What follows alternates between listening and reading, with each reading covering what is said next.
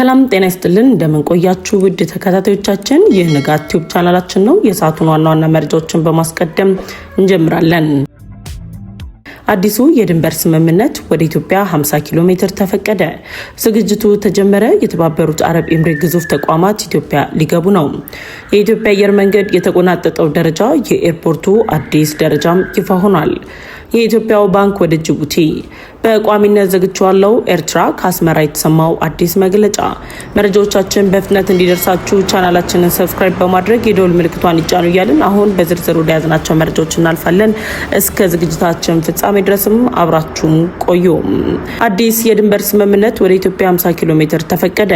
ላለፉት ዓመታት በድንበር አካባቢ ለሚኖሩ ነጋዴዎች ፈተና ሆኖ የቆየው ህጋዊ የንግድ ግንኙነትና የኢትዮጵያና የኬንያ ነጋዴዎች የሁለትዮሽ ግንኙነትን ወደ መስመር ያስገባ አዲስ የድንበር ስምምነት ላይ መደረሱ ተሰምቷል።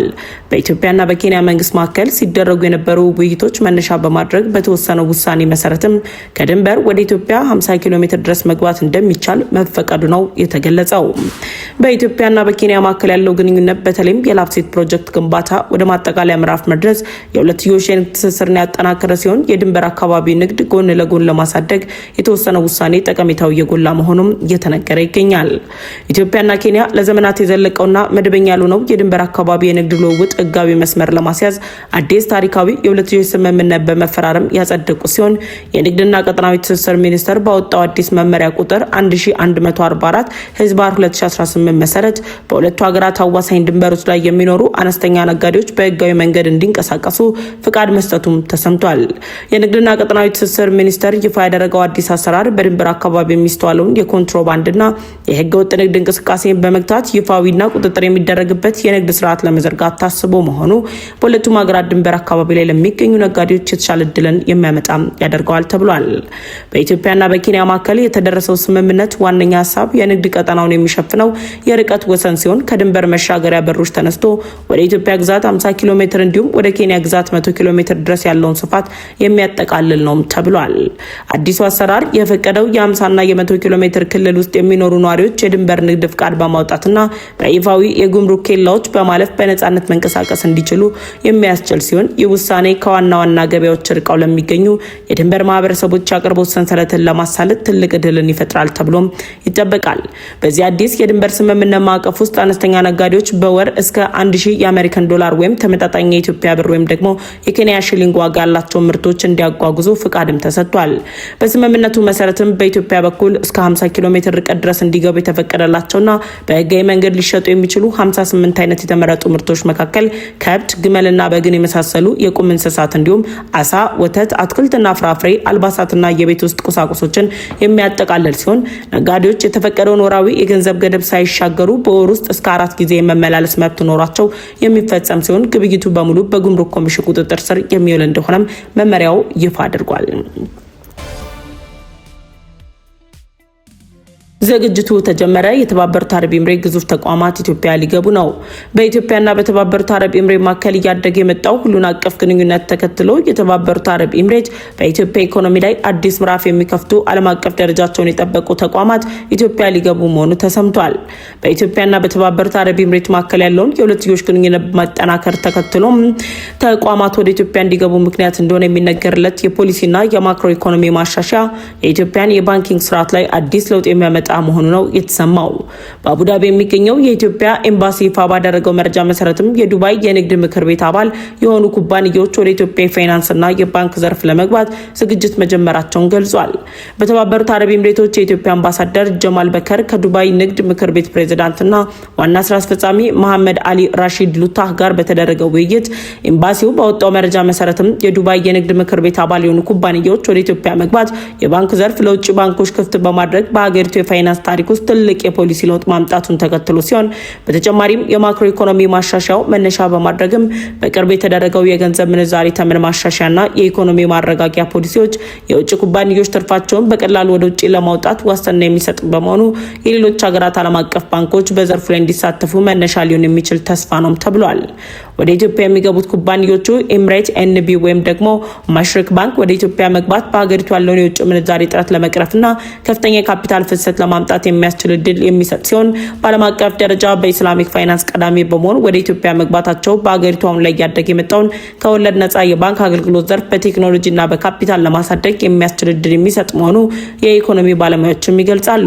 ምንም እንኳን እነዚህ ባንኮች ወደ ኢትዮጵያ መግባታቸው በዘርፉ መነቃቃት የሚፈጠር ቢሆንም በሀገር ውስጥ ባንኮች ላይ ሊፈጠር የሚችለው የገበያ ፉክክርና የሀገር ውስጥ ባንኮች ራሳቸውን እንዲያጠናክሩ መነቃቃት የሚፈጠር ሲሆን ባንኮቹ ራሳቸውን ፈትሸው ወደ ተግባር የማይገቡ ከሆነ አደጋ ላይ የሚጥላቸው መሆኑንም ባለሙያዎቹ ይገልጻሉ።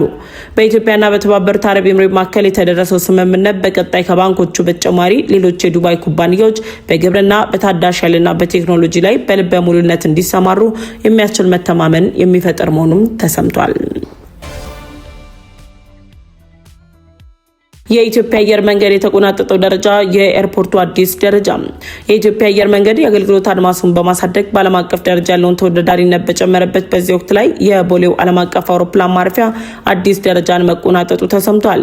የአቪዬሽን ኤ ቱ ዜድ ተቋም ያወጣው አዲስ መረጃን ዋቢ በማድረግ የአዲስ አበባ ቦሌ ዓለም አቀፍ አውሮፕላን ማረፊያ በሰኔ ወር 2026 ከአፍሪካ ስራ ከሚበዛባቸው አውሮፕላን ማረፊያዎች መካከል የሁለተኝነት ደረጃን ለሁለተኛ ተከታታይ ወር ይዞ መቀጠሉን ይፋ አድርጓል።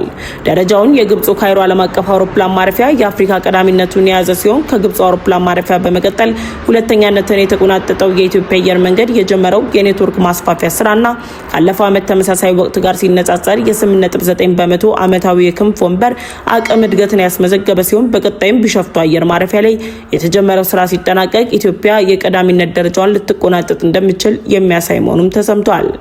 የአቪዬሽን ኤ ቱ ዜድ ተቋም ይፋ ባደረገው መረጃ መሰረትም ከካይሮና ከቦሌ አውሮፕላን ማረፊያዎች በመቀጠል የደቡብ አፍሪካው ኦርታምቦ፣ የሞሮኮ መሐመድ አምስተኛና የአልጄሪያው ሁመር ቡመድን በቅደም ተከተል እስከ አምስተኛ ያለውን ደረጃ የያዙ አየር ማረፊያዎች ሆነዋል። ምንም እንኳን የካይሮና የኢትዮጵያ አየር መንገድ የቦሌ አየር ማረፊያ ቀዳሚዎቹ ቢሆንም አውሮፕላኑ የሌጎስ ናይጄሪያ ሙርታል መሐመድ አውሮፕላን ማረፊያ ደግሞ በምርጥ 10 ውስጥ ከፍተኛ ዓመታዊ እድገት በማስመዝገብ 10ኛ ደረጃ ላይ እንዲቀመጥ አስችሎታል።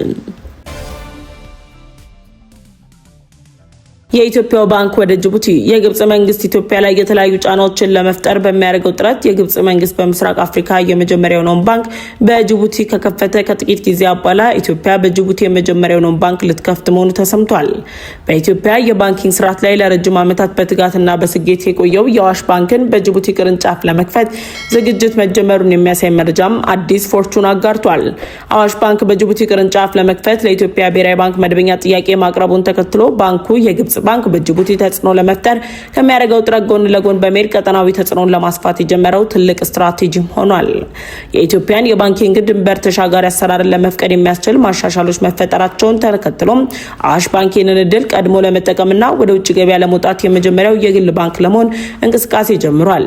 ጅቡቲ የኢትዮጵያ ዋና የወደብ መተላለፊያና የኢኮኖሚ ደም ስር በመሆኗ እዚህ ቅርንጫፍ መክፈት በሁለቱ ሀገራት መካከል ያለውን ግዙፍ የንግድ ልውውጥና የገንዘብ ዝውውርን በቀጥታ ለመቆጣጠርና በፋይናንስ ዘርፍ የበለጠ ምቹ ሁኔታ ለመፍጠር የሚያስችል ሲሆን ባንኩ ይህንን የጅቡቲ ጉዞን ስኬታማ ለማድረግ የዴሎይት አማካሪዎችን ቀጥሮ የውስጥ መዋቅርን በማስተካከልና ካፒታሉን ወደ 40 ቢሊዮን ለማሳደግ የፋይናንስ አቅሙን ማሳደጉን ተከትሎ ጥያቄው ተቀባይነት የሚያገኝ መሆኑም እየተነገረ ይገኛል።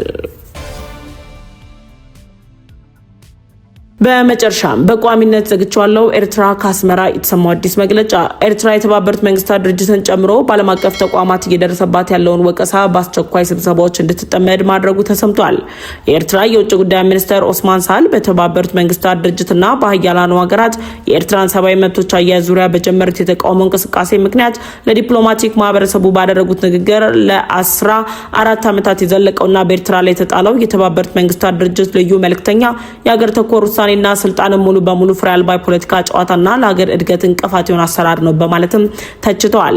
የኤርትራ ሚኒስትር በዓለም አደባባይ ያጋለጡት ልዩ መልእክተኛው ዶክተር መሐመድ አብዱ ሰላም በቢከር ስልጣን ህጋዊነትና ጠቃሚነት የሚደረገውን ክርክር ሙሉ በሙሉ በቋሚነት የኤርትራ መንግስትን መዝጋቱን ይፋ ያደረገ መሆኑን ገልጸው ዓለም አቀፍ አጋሮች ከዚህ ፍሬ አልባ የፊት ለፊት ፍጥጫ ወጥተው ወደ መልካም የሁለትዮሽ ግንኙነት እንዲመጡም ጥሪ አቅርበዋል።